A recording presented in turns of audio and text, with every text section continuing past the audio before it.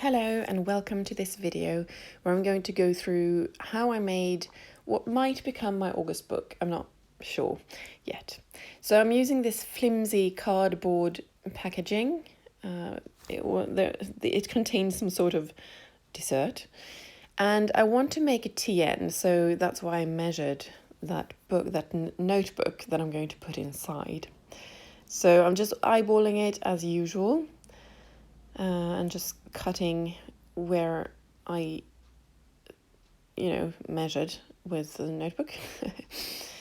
So I wanted a flimsier or softer cover this time because I've been using wine boxes for many years. They're sort of my go-to cover. But I'm not sure I like it. They do become very sturdy and thick. So you get a thick spine, broad, I don't know. But for my monthly book, for my planner / journal, I'm not sure. I mean, that doesn't work. So I'm going to try this. And I do like the books I've made with flimsy covers. I quite like them.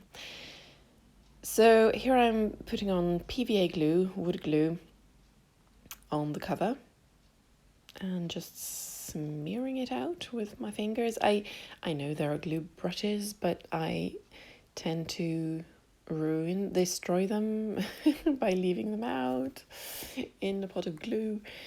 Plus, I like to feel what I'm doing, so I actually prefer using my fingers.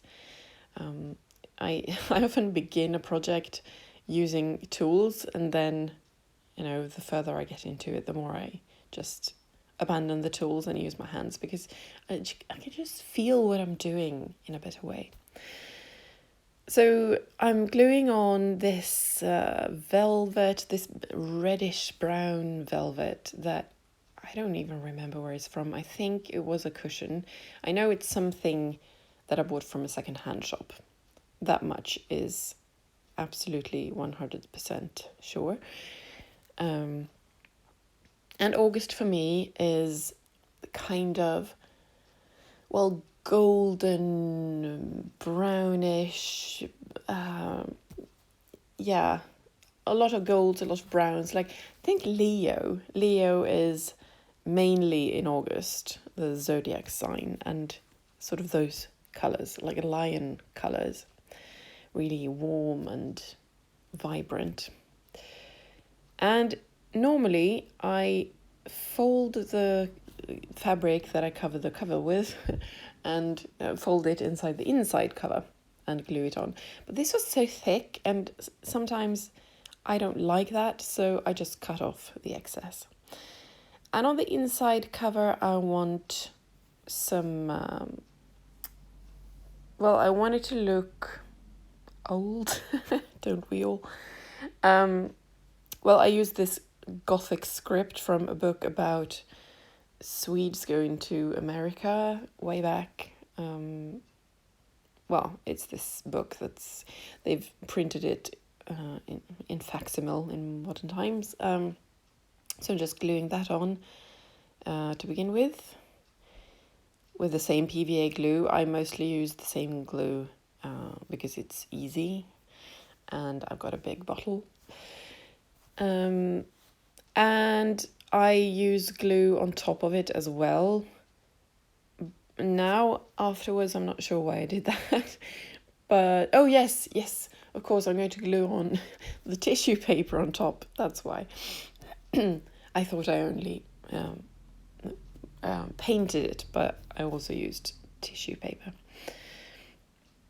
So I'm just covering everything and putting on this orange tissue paper as a foundation for painting.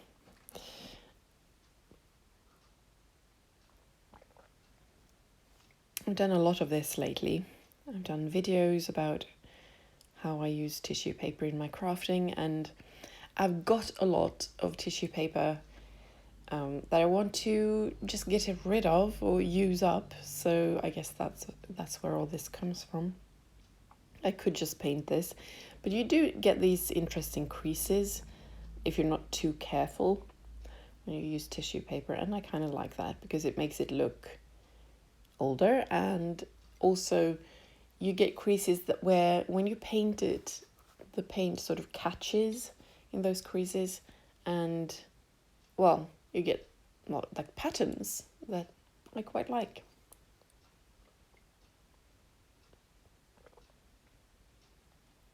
So more glue, and also I think I used a spray bottle with water just to dilute the glue so it's easier to spread and doesn't dry. When it dries, it doesn't become this sort of cake of glue. It's actually more like Mod Podge. So next step, I guess, if I remember correctly, is to paint this with, what is it? Burnt umber and sienna? I don't remember. Some kind of beige and some kind of brown. So starting with the light color. I'm still using my hands, as you can see. And there's really no like rules to this. I want it to become I want it to look haphazard. But yes, there is one rule. The darker color I use mostly for the edges, and then sort of spread it into the middle. But I don't do this too like in a planned way or too exact, because then it just looks like a border, and that's not what I was going for here. And I'm using another of those pages from the book about America to blot all this up, because I don't want to waste any paint, so I'm going to use that page for something else later. Not in this video, but at some point I might want a page that's got Gothic script and brown on top of it. You never know. So I left this to dry before I cut away, or rather ripped away the excess. But I didn't film that because it's boring. So I started by trying to cut it, but it was hard to get the scissors in close enough. So then I used a ruler to rip it off, and that worked really well, because if you're lucky, if you've done your job, the tissue paper really sticks to the edges, while the excess is really flimsy and tears easily. So you should be able to rip it off quite in a straight line, or straight-ish, because it always rips a bit when you use a ruler like this, but that's also what I want. So yeah, really, I think this came out nice. And now, more brown. Not much to say about that. But, well, I wanted it... when you put the darker colour around the edges, it looks a bit like when you distress something with ink, that it's worn, it's old, it's been through a lot. And that's really what I'm going for with this book. Not so much the cover, perhaps, because it's I'm looking at it now and it looks shiny and new. But the inside, I don't know, because I think I want to use for August a lot of old writing, like Gothic script, like here, and just old handwriting, and illuminated manuscripts and old paintings, like from that time. I think that will be the theme-ish for August. I always have a theme-ish for every month that I diverge wildly from on some spreads and pages, but that's okay, because as long as the main impression is like adheres to the theme, it's fine. Then I can have some spreads that are completely different. That's okay, because I want to see, when I look at a book and just sort of rifle through it. Do you say rifle through it? Well, flip through it quickly. I want to see immediately what kind of what book it is. Is it May? Is it June? What is it? So that's why I want most of the pages to look a certain way, have a certain color. So yeah, I'm still on this stage, painting and blotting with my page there. But now, new stage. I got these notebooks from a friend.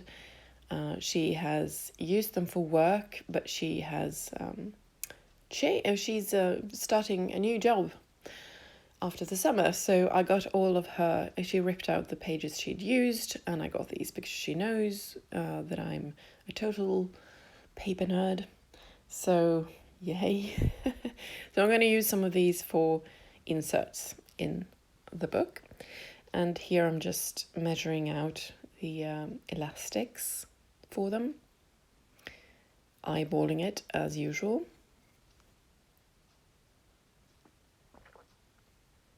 What else can I say about that? I don't know. They don't fit the theme, I can say that much. So I might cover them with other. I mean, I really like the pink one with the roses, and yeah, like most of them. But to make them fit into this theme with the illuminated manuscripts and stuff, I think I need to cover them with something. Maybe I'll do the same thing I did with the inside of the cover, where I just put a page with writing and then cover it with tissue paper and acrylics. I don't know yet. That's for another day. So here I discovered, of course, because I haven't made any holes for the elastics, so I just put them round the spine, so it needs to be reinforced because it really bent inwards.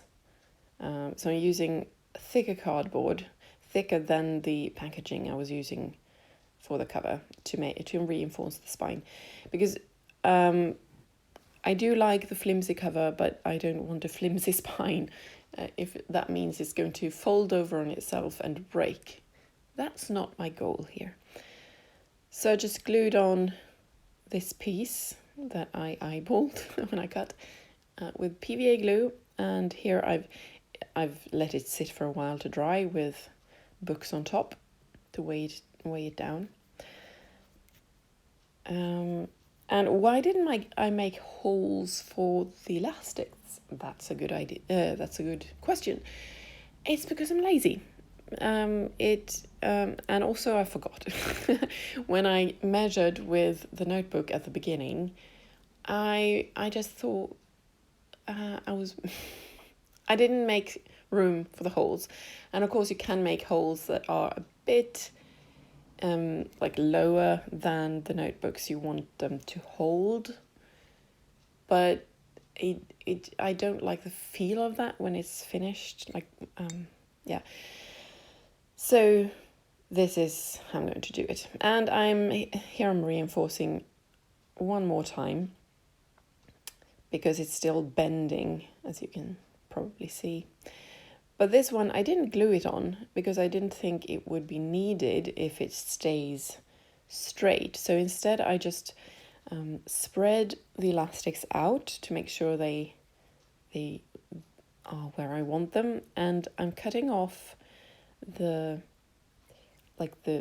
little bits that are sticking out because I'm going to cover this with fabric, and I don't want it to be too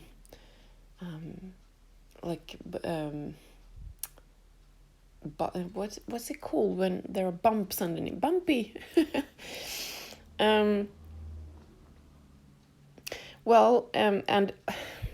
in hindsight, maybe I should have. I'm just adding one more elastic because I wanted 6 of them. Maybe I should have put the knots on these elastics at the very bottom. When you do that, you have to see them. Like they stick out and the knot is visible at the bottom. You can also put them so the knots are in the middle of the books where you where you slide it in. So, but that makes the book bumpy, which I don't like, especially if I'm using quite thick elastics. And yeah, I don't know. When you put the knots at the bottom, you can sort of cover it up by putting dangles there, like charms and stuff.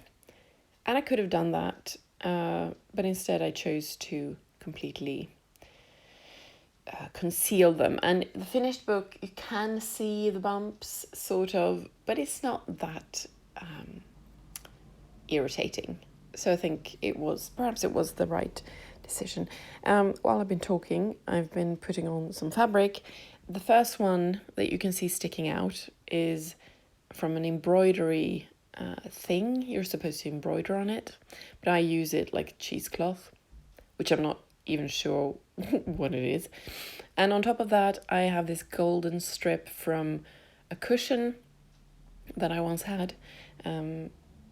So yeah, everything is recycled in this book. This lace is also from a secondhand shop. Everything is from a secondhand shop. And I need to talk a little bit about how I'm doing this crease, because the lace covers the crease. You know, the the brown velvet doesn't cover the spine, so I only have the quote unquote cheesecloth and the golden ribbon there. So you could see the crease before I put the lace there. But I'm not gluing, I didn't glue the whole lace on to begin with, only the bit that stuck to the spine. And I'm leaving like maybe 0.5 centimeter without glue. And now I'm bending the book so it's sort of closed. If it were a finished book, it would be closed now. And gluing the edge of the lace onto the cover, the front and the back of the cover.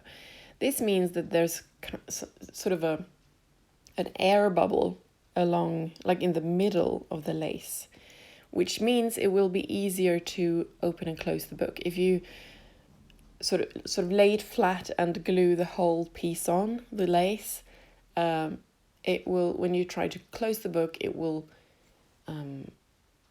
become very tense. You know that it needs some room to bend, so it might tear and sort of be ripped off. So that's why I did that. I let it dry closed so that the air bubble would just stay. Sorry, sometimes I don't know how to speak.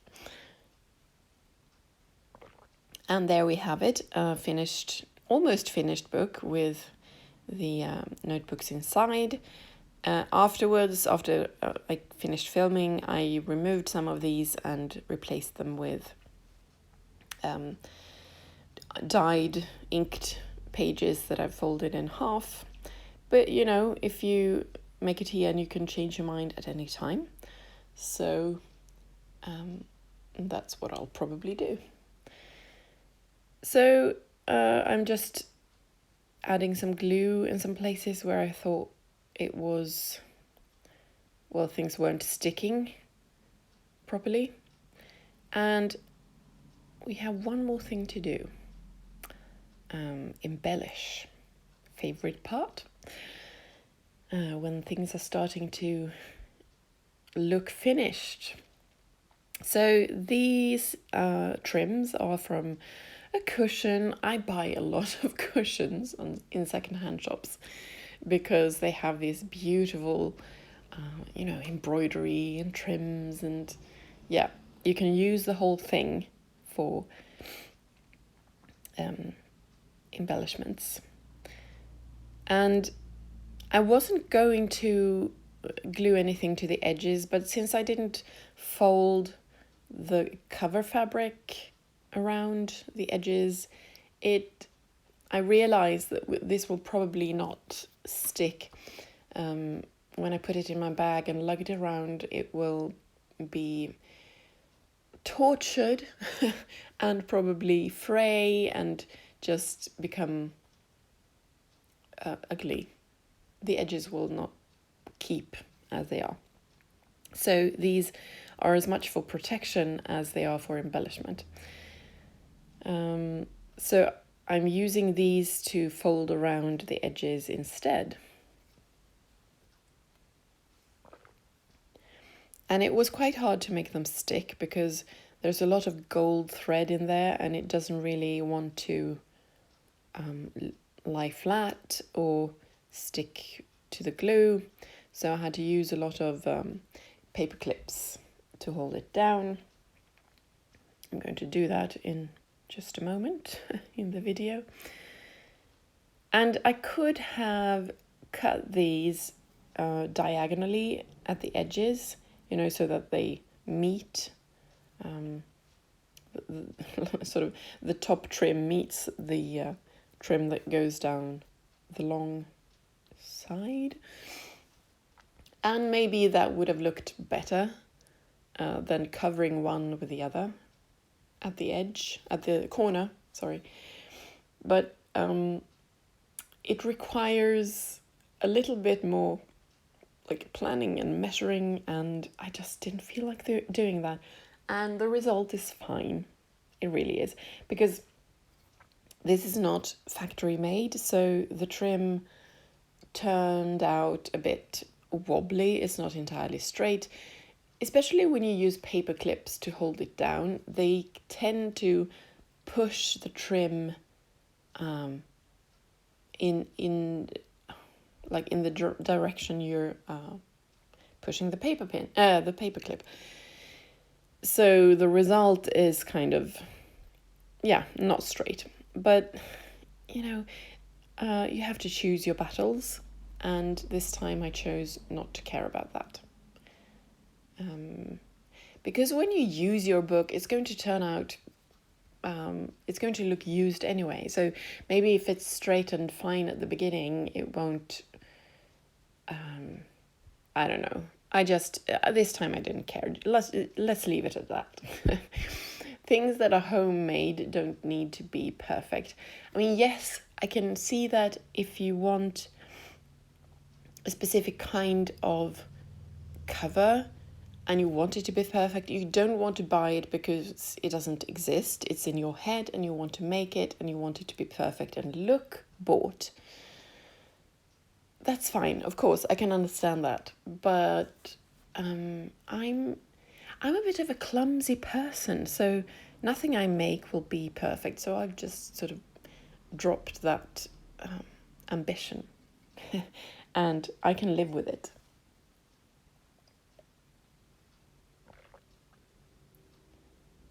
And this is taking forever. I think that, do you really want to watch all this, or do we stop and cut here? I think we're stop.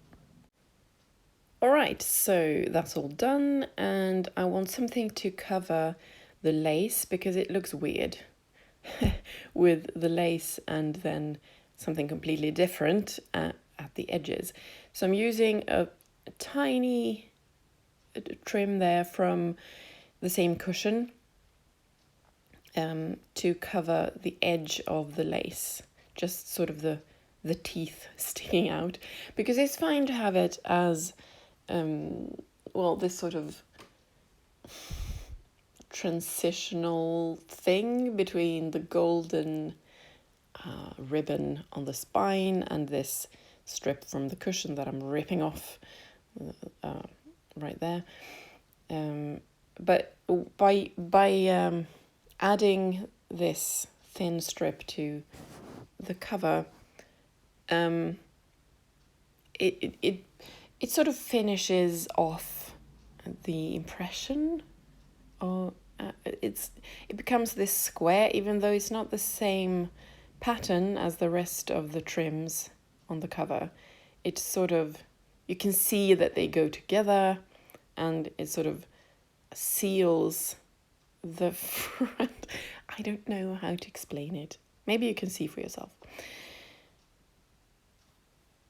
And what next? Well, I'm removing all the paper clips, and I did have to re-glue the corners, and yeah, as you can see, I'm adding some glue. Just that's actually a tip that a thing that I've worked out over the years, is that sometimes it's when you add these sort of bulky things that don't really want to stay put, you can glue some of it down so that sticks, and then the rest of it becomes easier to handle. So you just, if the edge is giving you grief, or the corners, or some part of it, just start with the middle and glue that down and put paper clips, let it dry, and then that becomes your third hand that's sort of keeping it in place, so you can work on the rest of it. And I often do that when things need to go around corners or edges, like these that I'm working on now. But also you can see the narrow strips by the spine sticking out, and I left it like that, and then later, when the strip had dried, like now, I'm folding it over and gluing it inside the book. But if you do that too early, it may come off the outside, because you're handling it before it has really stuck to the surface, and that can really mess things up. So patience is what I'm advocating for. I'm really bad at that, but maybe someone else can do what I can't. Okay, pièce de résistance, the flower, the sunflower, that's what it's called, isn't it? So lots and lots of glue behind this, and to really make it stick. Because when you glue things onto velvet, I should have said that before, it's the fibers are sticking up and sort of almost pushing things away, so you really need to get in there and just squash the thing with lots of glue onto the velvet to make it stick. And there you have it, the finished product, and I'm really pleased with the result.